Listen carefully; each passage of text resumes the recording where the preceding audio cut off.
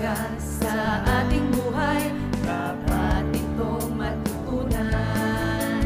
Sa bawat salita, kilos at gawa, ipakita ang paggalang sa kapwa. Magsabi ng po at opo, magmahal tayo sa nakatatanda, makinig sa nagsasalita, maging mabuti ka sa iyong kapwa.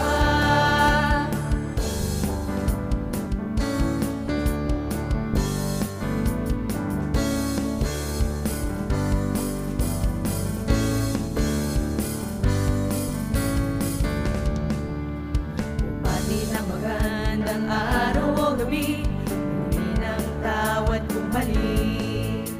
Ang bawat isa ay magpakumbaba, muling palabati at palangti. Magsabi ng po at opo, magmahal tayo sa nakatatanda, makinig sa nagsasalita, maging mabuti ka sa iyong kapwa. Ito'y tanda ng paggalang, sa tahanan man, komunidad o paaralan. Itanim ito sa puso at isipan, tungo sa payapang pamayanan.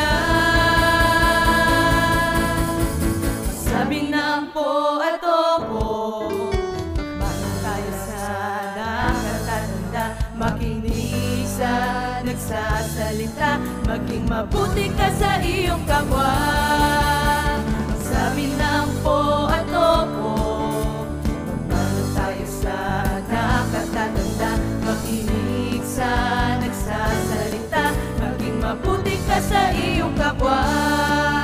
Makinig sa nagsasalita, maging mabuti ka sa iyong kapwa. Makinig sa nagsasalita,